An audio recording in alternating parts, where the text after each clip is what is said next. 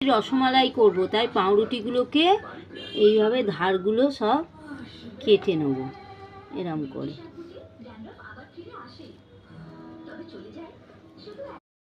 ধারগুলো সব ছাড়িয়ে নিয়েছি, এবার এটাকে চেপে চেপে বেলে নেব।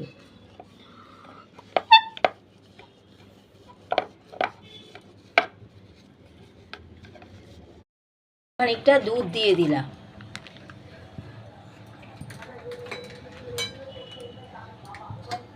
এবার ওতে গুঁড়ো দুধ খানিকটা দিয়ে নাড়ব।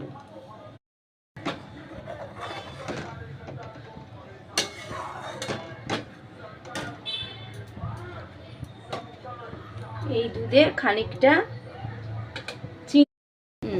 এইবার ক্ষীরটা তৈরি হয়ে গেল। এবার গ্যাসটা অফ করে দেব। ক্ষীরটা তৈরি করে নিলাম, দিয়ে গ্যাসটা অফ করে দিলাম। মাত্র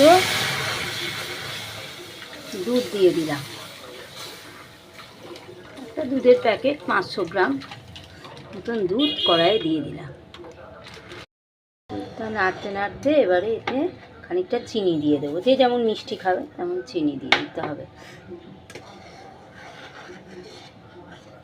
দিয়ে সমানে নাড়তে থাকবো।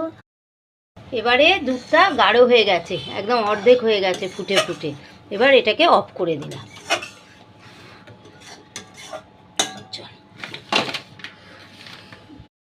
এটাকে এই পাশ দিয়ে এরম করে নিয়ে পুরোটাতে দিয়ে দিলাম। দিয়ে যেরম করে আমরা পাটিসাপটা করি ঠিক সেইভাবে এটাকে এখানটা একটু জল দিয়ে নেব। এবার এইটাকে এইটাতে এরমভাবে চেপে দেবো পুরোটাতে, ঠিক পাটিসাপটা যেমনভাবে করে সেরমভাবে পুরটা দিয়ে চেপে দিলাম। দিয়ে এই কোণটা মুড়বো বলে এই কোণটাতে যে মালাইটা করে রেখেছিলাম সেটা ওপর দিয়ে ছড়িয়ে দিচ্ছি।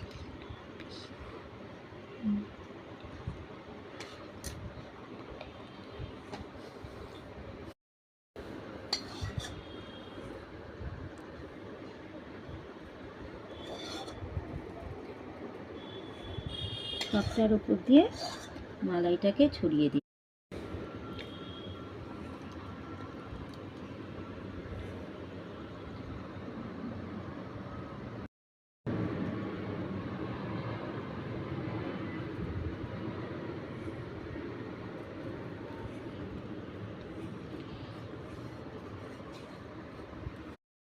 এই যে রসমালাইটা কেটে আমি দেখাচ্ছি কতটা নরম হয়েছে।